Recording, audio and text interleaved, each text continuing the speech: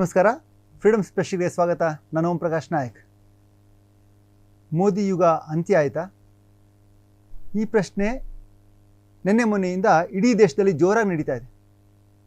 ಎಲ್ಲೆಲ್ಲೂ ಇದೇ ಚರ್ಚೆ ನಡೀತಾ ಇದೆ. ಯಾಕೆ ಅಂದರೆ ಮೊನ್ನೆ ದಿವಸ ನಾಯ್ಡು ಅವರ ಮಗ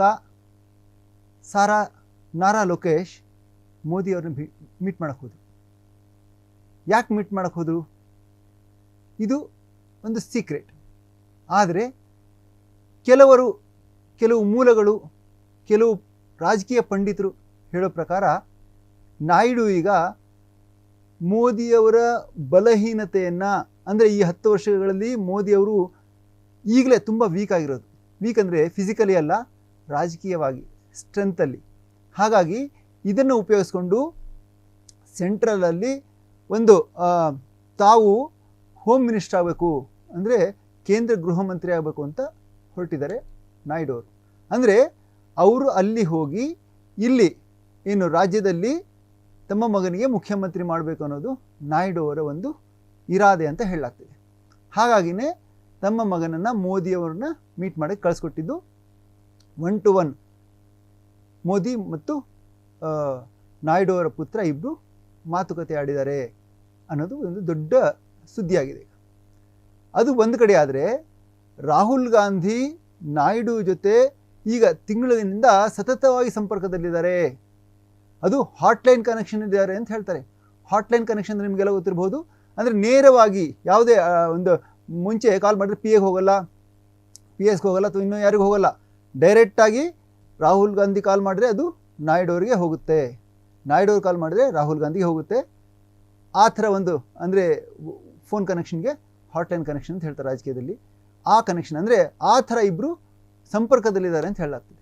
ಅಂದರೆ ಇದು ಏನು ತೋರಿಸುತ್ತೆ ಅಂದರೆ, ಈ ರಾಜಕೀಯ ಸಮೀಕರಣ ಏನೀಗ ಕೇಂದ್ರದಲ್ಲಿ ನರೇಂದ್ರ ಮೋದಿಯವರ ಸರ್ಕಾರ ಆ್ಯಕ್ಚುಲಿ ಅಲ್ಪ ಒಂದು ಇದರಲ್ಲಿದೆ.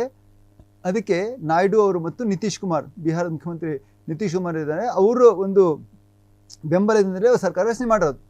ಇದೆಲ್ಲರಿಗೂ ಗೊತ್ತು. ಆ್ಯಕ್ಚುಲಿ ಈ ಒಂದು ಸರ್ಕಾರ ರಚನೆ ಆದಾಗಲೇ ಅವರಿಬ್ಬರು ಈ ಕಡೆ ಬಂದಿದ್ರೆ ಈ ಸರ್ಕಾರ ರಚನೆ ಆಗುತ್ತೆ, UPA ಇಂಡಿಯಾ ಘಟಬಂಧನ ಅಂತ ಹೇಳ್ತಾ ಇದ್ರು. ಆದರೆ ಅವರಿಬ್ಬರು ಆ ಕಡೆ ಹೋದರು.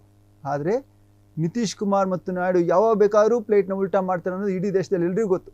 ಹಾಗಾಗಿನೇ ಈಗ ಆ ಕಾಲ ಕೂಡಿ ಬಂದಿದೆಯಾ ಅನ್ನೋ ಪ್ರಶ್ನೆ ಈ ಒಂದು ಇದರಿಂದ ಅನ್ನಿಸ್ತಾ ಇದೆ ಎಲ್ರಿಗೂ. ಅದರಲ್ಲೂ ನಿನ್ನೆ ದಿವಸ ನಿತೀಶ್ ಕುಮಾರ್ ಅವರು ಒಂದು ದೊಡ್ಡ ಹೂವಿನ ಗುಚ್ಛದೊಂದಿಗೆ ಮಲ್ಲಿಕಾರ್ಜುನ್ ಖರ್ಗೆ ಮೀಟ್ ಮಾಡಕ್ಕೆ ಹೋಗಿದ್ದಾರೆ. ಜೊತೆಗೆ ರಾಹುಲ್ ಗಾಂಧಿಯವ್ರನ್ನು ಮೀಟ್ ಮಾಡಿದ್ದಾರೆ. ಏನಿದ್ರ ಅರ್ಥ? ಈ 2 ವರ್ಷಗಳಲ್ಲಿ ಇಲ್ಲದೆ ಇರೋದನ್ನ ಈಗ ನಿತೀಶ್ ಕುಮಾರ್ ಅವರು ಹೋಗಿ ಮೀಟ್ ಮಾಡ್ತಾರೆ ಅಂದರೆ ಇಲ್ಲಿ ಕಿಚಡಿ ಕುಚ್ ಪಕರೈ ಅಂತಲೇ ಅರ್ಥ. ಅಂದರೆ ಏನೋ ನಡೀತಾ ಇದೆ, ಸಮಥಿಂಗ್ ದೊಡ್ಡದು ನಡೀತಾ ಇದೆ. ಯಾಕಂದರೆ ಇಲ್ಲಿ ಬಿಹಾರ ಚುನಾವಣೆ ಇದೆ ಸದ್ಯದಲ್ಲೇ. ಉಪರಾಷ್ಟ್ರಪತಿಗಳ ಒಂದು ಇವತ್ತು ನಡೀತಾ ಇದೆ ಎಲೆಕ್ಷನ್ನು. ಅದರಲ್ಲೂ ಇವರೇನಾದರೂ ಅಂದರೆ ಈಗ BJPಯ ಒಂದು ಇದ್ರಲ್ಲಿ ರೋಲ್ ಇಲ್ಲದೆ ಇದ್ದರೆ, ಅಂದರೆ ಅವ್ರು ಸೋತೋಗ್ಬಿಟ್ರೆ ದೊಡ್ಡ ಮುಖಭಂಗ ಆಗುತ್ತೆ ಮೋದಿಗೆ. ಯಾಕಂದರೆ ಅಡ್ಡ ಮತದಾನ ಆಗುವ ಎಲ್ಲ ಸಾಧ್ಯತೆಗಳು ಇಲ್ಲಿ ಕಂಡು ಬರ್ತಾ ಇದ್ದಾವೆ. ಅದು ಇವತ್ತು ಸಾಯಂಕಾಲದಷ್ಟೊತ್ತಿಗೆ ಗೊತ್ತಾಗ್ಬಿಡುತ್ತೆ. ಅದಕ್ಕಿಂತ ಹೆಚ್ಚಾಗಿ ಬಿಹಾರ ಚುನಾವಣೆ, ನಿತೀಶ್ ಕುಮಾರ್ ಅವರು ರಾಹುಲ್ ಗಾಂಧಿನ ಖರ್ಗೆನ ಹೋಗಿ ಮೀಟ್ ಮಾಡ್ತಾ ಇರೋದು, ಅವರಿಗೆ ಹೂವಿನ ಗುಚ್ಛ ಕೊಡ್ತಾ ಇರೋದು, ಅವ್ರ ಜೊತೆ ಮಾತಾಡ್ತಾ ಇರೋದು, ಇದೆಲ್ಲವೂ ಅವರಿಬ್ಬರು ಏನು ಇಂಡಿಯಾನ ಬಿಟ್ಟು ಇಂಡಿಯಾ ಘಟಬಂಧನ ಕಡೆ ಬರೋ ಒಂದು ಲಕ್ಷಣಗಳನ್ನು ತೋರಿಸ್ತಾ ಇದೆ ಅಂತ ರಾಜಕೀಯ ಪಂಡಿತರು ವಿಶ್ಲೇಷಣೆ ಮಾಡ್ತಾರೆ. ಒಂದು ವೇಳೆ ಇದು ನಿಜಾನೇ ಆಗಿದ್ದರೆ, ನಿಜ ಆಗೋದ್ರೆ ಕೆಲವೇ ದಿನಗಳಲ್ಲಿ, ಅಂದರೆ ಬೆರಳೆಣಿಕೆಯ ದಿನಗಳಲ್ಲಿ ಮೋದಿ ಸರ್ಕಾರ ಹಿಂಗಾಗುತ್ತೆ. ಈ ಕಡೆ ಇಂಡಿಯಾ ಘಟಬಂಧನ ಸರ್ಕಾರ ಅಲ್ಲಿ ಬರುತ್ತೆ. ರಾಹುಲ್ ಗಾಂಧಿ ಪ್ರಧಾನಿಯಾಗುವ ಒಂದು ಸಾಧ್ಯತೆ ನಾವು ಅಲೆಗಳೆಯೋ ಥರ ಇಲ್ಲ. ಏನಕ್ಕೆ ಅಂದರೆ ಇಲ್ಲಿ ನಾವು ಮೇಯ್ನಾಗಿ ನಾಯ್ಡು ಅವರ ರೋಲ್ ಮತ್ತು ನಿತೀಶ್ ಕುಮಾರ್ ರೋಲ್ನ ನಾವು ನೋಡಬೇಕಾಗುತ್ತೆ. ಅವರಿಬ್ಬರು ಯಾವ ಥರ ರೋಲ್, ಅಂದರೆ ಈಗ ಇಲ್ಲಿ ಮಾಡ್ತಾರೆ, ಅವ್ರು ಯಾವ ಥರ ಮೂವ್ ಮಾಡ್ತಾರೆ ಅನ್ನೋದ್ರ ಮೇಲೆ ಈಗ ಇದಿದೆ. ಅದರಲ್ಲೂ ಬೇರೆ ಒಂದು ರೀತಿಯಲ್ಲಿ ನೋಡೋದಾದರೆ, ಏನು ಅಮಿತ್ ಶಾ ಇದ್ದಾರೆ, ಅವ್ರ ಮೇಲೆ 2-3 ಚಾರ್ಜಸ್ ಇದಾಗ್ತಾ ಇದೆ. ಅಂದರೆ ಅವರು ಒಂದು ಮೊನ್ನೆ ಒಂದು ಫಂಕ್ಷನಲ್ಲಿ ಅದರಲ್ಲಿ ಏನು ಹೇಳಿದ್ರು ಅವರು ಅಂತಂದರೆ, ಈಗೇನು ಉಪರಾಷ್ಟ್ರಪತಿಯ ಒಂದು ಇಂಡಿಯಾ ಒಂದು ಘಟಬಂಧನದ ಅಭ್ಯರ್ಥಿ ಇದ್ದಾರೆ, ಅವ್ರನ್ನ ನಕ್ಸಲ್ ವಾದಿ ಅಂತ ಕರೆದ್ಬಿಟ್ಟಿದ್ದಾರೆ. ಇದು ಅವರು ಹಿಂದೆ ಕೊಟ್ಟ ಒಂದು ತೀರ್ಪನ್ನು ಉಲ್ಲೇಖಿಸಿ ಅವರು ಆ ತೀರ್ಪು ಕೊಟ್ಟಿದ್ದು ನಕ್ಸಲ್ ಪರವಾಗಿ ಕೊಟ್ಬಿಟ್ರು, ನಕ್ಸಲ್ನ ಅವರು ಫೇವರ್ ಇದ್ದಾರೆ ಅಂತ ಹೇಳಿ ಹೇಳ್ಬಿಟ್ಟಿದ್ದಾರೆ. ಹಾಗಾಗಿ ಆ ತೀರ್ಪನ್ನೇ ಅವರು ಸುಪ್ರೀಂ ಕೋರ್ಟ್ನ ಹಿಂದಿನ ತೀರ್ಪನ್ನೇ ಅವರು ಟೀಕಿಸಿದಂಗಾಗಿದೆ. ಇದನ್ನು ಸುಪ್ರೀಂ ಕೋರ್ಟ್ ಏನಾದರೂ ಗಂಭೀರವಾಗಿ ತೊಗೊಳ್ಳೇಬೇಕಾಗುತ್ತೆ. ತೊಗೊಂಡ್ರೆ ಅವ್ರ ಮೇಲೆ ಕಂಟೆಂಪ್ಟ್ ಆಫ್ ಕೋರ್ಟ್ ನಡೆಸಬೇಕಾಗುತ್ತೆ. ಕಂಟೆಂಪ್ಟ್ ಆಫ್ ಕೋರ್ಟ್ ನಡೆದ್ರೆ ಅಮಿತ್ ಶಾ ಒಳಗಡೆ ಹೋಗೋದು ಡೆಫಿನೆಟ್, ಅಂದರೆ ಜೈಲಲ್ಲಿ ಹೋಗೋದು.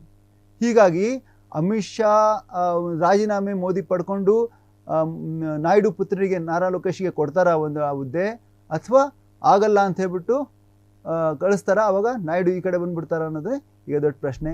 ಈ ಪ್ರಶ್ನೆಗೆ ಸದ್ಯದಲ್ಲಿ ಉತ್ತರ ದೊರಕುತ್ತೆ ಅಂದ್ಕೊಳ್ಳೋಣ.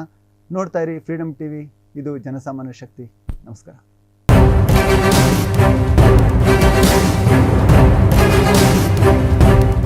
ಕ್ಷಣ ಕ್ಷಣದ ಸುದ್ದಿಗಳಿಗಾಗಿ ಫ್ರೀಡಂ ಟಿವಿ ಸಬ್ಸ್ಕ್ರೈಬ್ ಮಾಡಿ, ಲೈಕ್ ಮಾಡಿ ಹಾಗೂ ಫಾಲೋ ಮಾಡಿ. ಹೊಸ ಸುದ್ದಿಗಳ ನೋಟಿಫಿಕೇಶನ್ಗಾಗಿ ಬೆಲ್ ಐಕಾನ್ ಮೇಲೆ ಕ್ಲಿಕ್ ಮಾಡಿ.